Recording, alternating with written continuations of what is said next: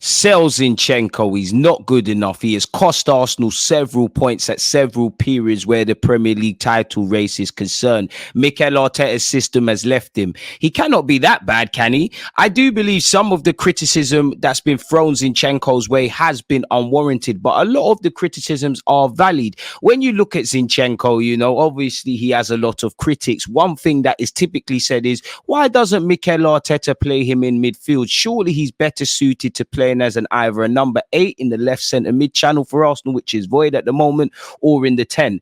Throughout this video, let's actually delve into Zinchenko and see why he is or isn't an option in that role potentially. After all, you know, he did start his career as a number 10 and has excelled for his country, Ukraine, with such. Many are led to believe, rightly so, he could do some for Arsenal. And again, going back to what I just said about the void that Arsenal have, it is a move that Arsenal fans have been crying out for this season, given our struggles at times in attack or progressing from the midfield third into the final third. And ultimately, we haven't replaced Granit Xhaka. I don't have all the answers, but throughout this video, allow me to speak about Zinchenko and try to provide answers, people, where this is concerned. It's fair to say when Zinchenko joined Arsenal, we were, you know, introduced to the inverted role, and I'd describe his Arsenal career so far to date as lukewarm. He was a boyhood Arsenal fan. Obviously, he's a Premier League winner with Manchester City. There was a lot of transferables that he could provide to this new developing team under Mikel Arteta. There's been some games he's been very impressive, and equally there's an equal number of games he's been disappointing, both in his own consistency or inconsistencies in that regards in relation to the left fullback role. There's been big games where he's done well, but he's constantly a source of frustration and pessimism from Arsenal fans. Again, when he arrived at the club, it was under the premise of him being a proven winner at Manchester City and having many transferables he could, you know, provide to his new teammates in our quest to somewhat do what City have done. Whatever people say, he was a key part of Arsenal's defense last season. Obviously, he showed us the inverted role, and you saw us get records for number of clean sheets, etc., etc. We were one of the best defensive sides. Whether that was in spite of Zinchenko or Zinchenko is irrelevant is another thing, and obviously it's not just down to Zinchenko, but to be fair, he was part of that. And along with Granit Xhaka, they formed a formidable left-hand side when you factor in Martinelli. You know, last season, I say it all the time, was one of the seasons in a while where we looked great down the left and great down the right. Now, where our left inside forwards are concerned, I guess there's question marks they have to answer off their own backs. We've had inconsistencies with availability of our left back options. Kirill, Tomiyasu, Timber, and obviously Zinchenko have all been in and out of the side for different reasons. And when you factor in Granit Xhaka's departure, I do think we've, put holes in our team inadvertently. As we progress throughout this video, we always hear about the inverted role. Now, I assume you guys know damn well what the inverted role is, but let's quickly just glance over what the inverted role actually is. As we know, the inverted fullback role is a tactical approach where a fullback, typically playing on the side opposite their dominant foot, which isn't the case with Zinchenko, moves infield towards the center of the pitch rather than hugging the touchline as traditional fullbacks do. This tactic, as you know, has become increasingly popular in the modern game, with managers using it to provide additional support in midfield and create overloads in central areas.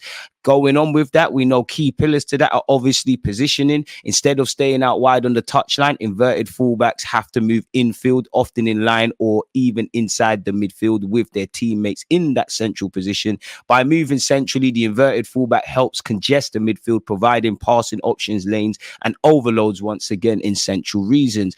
Again, inverted fullbacks are expected to contribute to build-up play by offering passing options. They often play quick, short passes to maintain possession and to facilitate ball circulation. Within their positioning, they act as an additional playmaker, creating passing triangles and helping to progress the ball through the middle, ultimately to the final third, which should result in goals or goal-scoring actions. And again, creating overloads, people, trying to get a numerical superiority in midfield. When the fullback moves infield, the team can outnumber the opposition in central areas, allowing for better ball retention and passing options. This overload could also also creates space for attacking players to exploit as opponents are drawn towards central areas to deal with the numerical disadvantage. So naturally, you can see the attacking contributions that have to be made, people. They do tend to make forward runs into the box to provide additional goal scoring threats or to create space for other attackers, as we see. And they should have the ability to play an incisive pass and join the attack from deep. And it does add an air of unpredictability, apologies, to teams' offensive moves. Overall, the inverted fullback role adds tactical flexibility and dynamism to a team setup. It does require intelligent positioning, excellent passing abilities, amongst other things. But then when you speak about defensive awareness, that's probably where Zinchenko's problems are. It doesn't matter if it's an inverted role or as a traditional fullback role, you still have to be able to defend. And we know the modern game, goalies and defenders are our first point of attack. Strikers and cams with Odegaard and Havertz at the moment are our first defenders. It's multifunctional. But regardless of that, a goalie still has to catch, striker still has to score goals, and a defender still has to have the ability to defend people, which again is not a strong point or part of Zinchenko's play, in my humble opinion. In short, for me personally, I think the reason Zinchenko does not play in midfield for Arsenal, people, is because he might be a midfielder when we have the ball, but without it, he's required to defend, and he doesn't provide the tactical nous in that regards. He's not switched on defensively. I have question marks over his athleticism in that regards, and just being switched on. Without it, he's required to defend, and that's the issue. If you go to sleep at fullback, you're going to be in issues, aren't you, people? Don't forget to let me know your thoughts. But you could argue, in line with the central midfield depth, Arsenal could also utilize Zinchenko's talents in the central of midfield. We all know he's got passing range, vision, work rate, and that makes him suitable for this role on paper. Maybe not at this level for Arsenal, but if he was to drop down, maybe potentially he would get game time in such. You could argue he could compete for a starting spot in midfield, or provide depth in the case of injuries or fatigue. And Zinchenko does have the ability to control the tempo of the game and provide defensive cover, and he could be valuable to Arsenal in that regards, people. For me, I just simply think Arteta likes Zinchenko, but I don't believe Mikel Arteta believes he has the capabilities in every phase of the pitch as a midfielder, only in the attacking phase, if anything. With 2 years left on his deal, I think he's faced with a bunch of options, really and truly, or better yet, he's at a crossroads. He has to accept his current role similar to what he had at Manchester City, or keep it moving. He has 2 years left on his deal, and you can't rule out him signing a new deal, but it seems like there's radio silence. And when you look at Timber coming back from injury, and I described Timber as a unicorn, when you look at Timber's statistics in the Eredivisie, he was going to really give us a lot across all phases of the pitch for Mikel Arteta's side. And I'd implore you all to check out the video I've done on that. Tomiyasu has concerns of his own, but he's a lot better than Zinchenko all in all, and Kyrgios is finding his feet. And we might say, do you know what, if we're well stocked at left back, bearing in mind we're still linked with left backs, we're trying to address the midfield role, there just might not be a place for Zinchenko. I don't mind him staying and being on the peripheral, but I could understand the calls to sell him, and if people demand that, the system has kind of left him.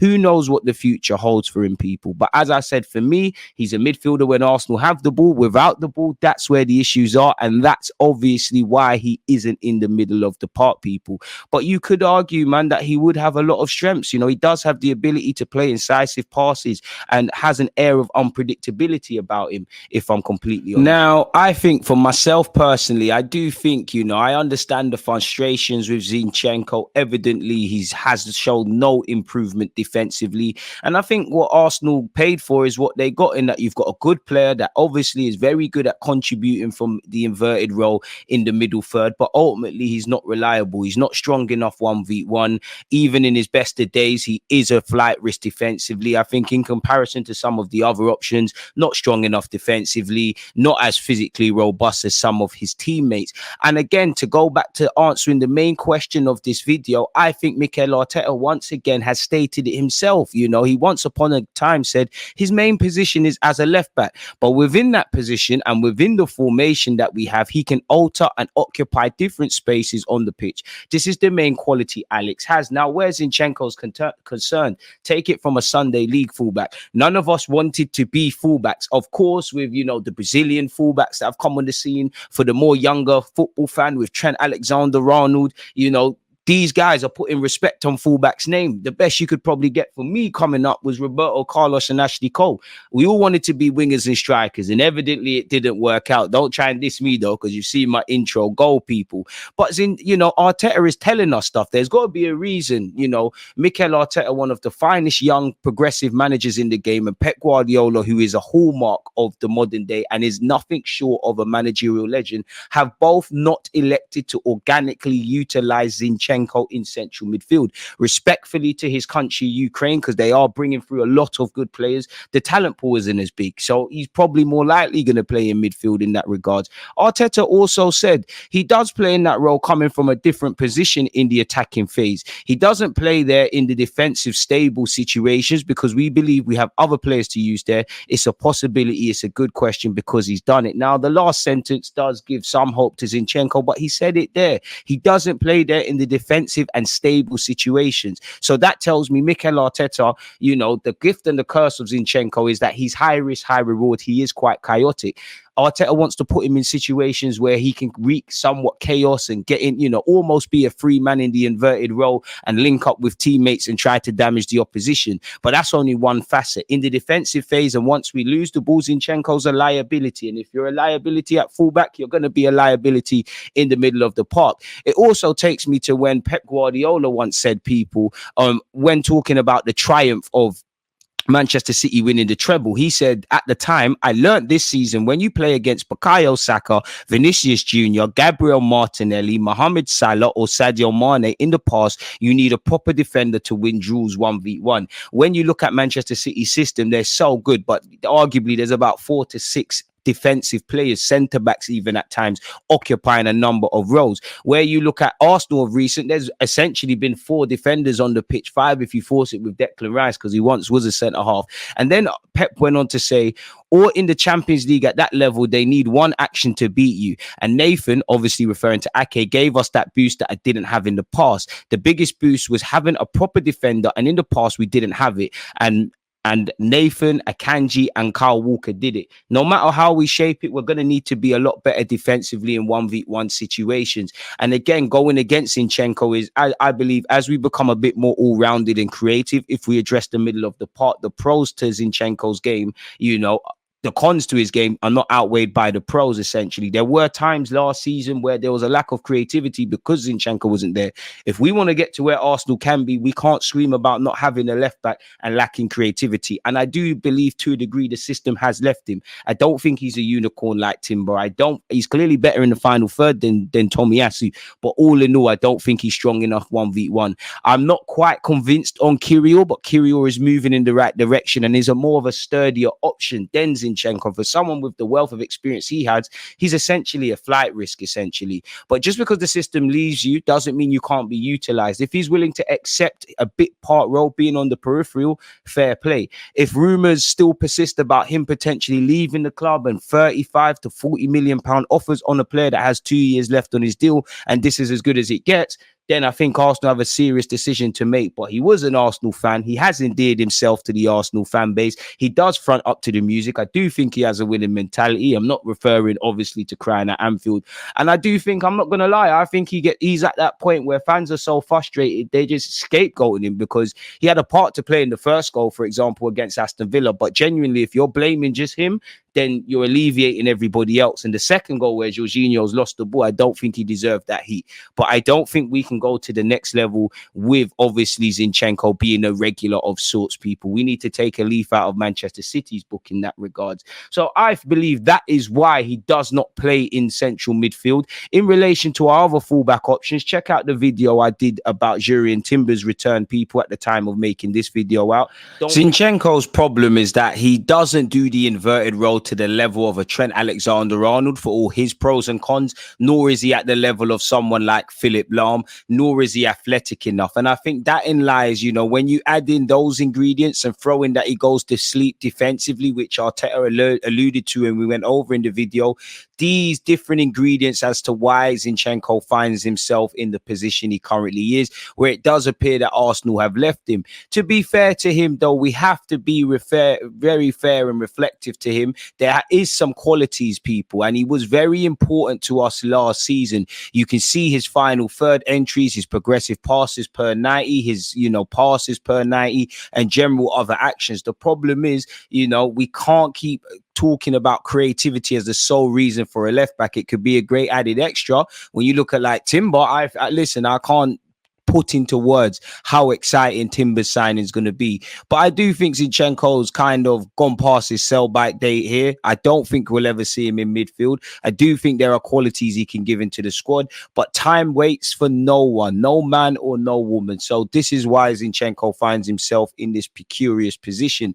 Speaks levels of the progress we've made, if I'm honest, that a team that ain't won the Prem can get rid of a serial Premier League winner. We're saying he's not one of the first names on the team sheet, but that's for another day. Don't forget to like, comment, subscribe, check out the rest of the other videos, and let me know your thoughts in relation to this video. I'm trying the editing thing for you lot. For now, peace.